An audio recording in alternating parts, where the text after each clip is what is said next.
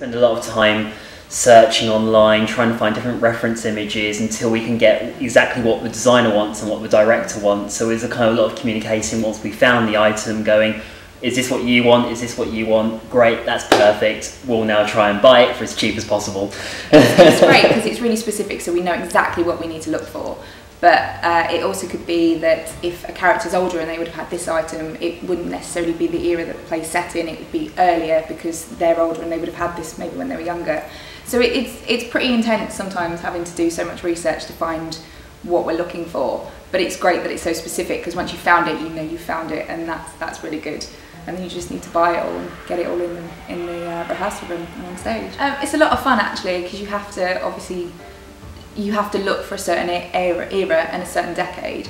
It can be a lot harder because you're looking for really specific things, but it's a lot more fun than kind of going out and buying modern day stuff, and you kind of get to grips with different periods and eras, and it's kind of, you pick up a lot of sort of research, you pick up a lot of information while you're doing the job about what they would have had and how specific things were, and you can kind of, once you've got the research, you can kind of look to buy it, which is really good.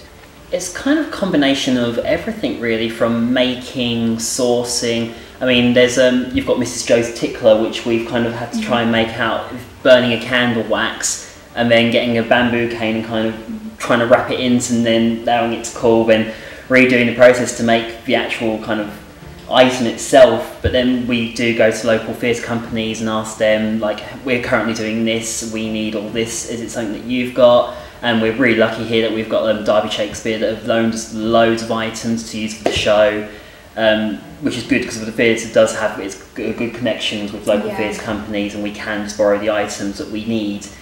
Yeah, it does depend what it is. A lot of plays you'll get stuff where it might be completely made up, or something that you can make, or even to do something cheaply you could make it yourself, which is great fun. But because this one's quite specific, we know exactly what we're looking for, and most of it is scripted, really detailed as well, so we know exactly what we need to get.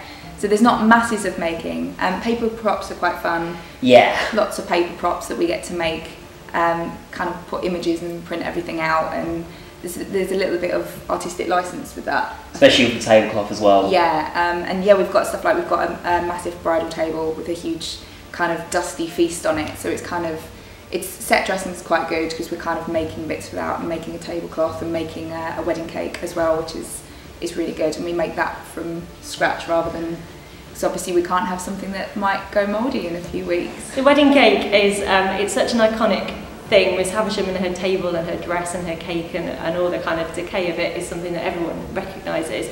So Barney, our designer, sent me through some references, and they kind of came from Queen Victoria's wedding cake, which was really, I think I'm right in saying, the first time that they were kind of big and tiered and white, and a real kind of demonstration of how much money you had. White icing was a lot more expensive than any other kind of icing for obvious reasons. So yeah, basically Miss Havisham is wanting to demonstrate her wealth and her importance, and then the cake is obviously decayed. So Barney sent me lots of images and lots of references. He was quite specific about height. It started off at 36 inches.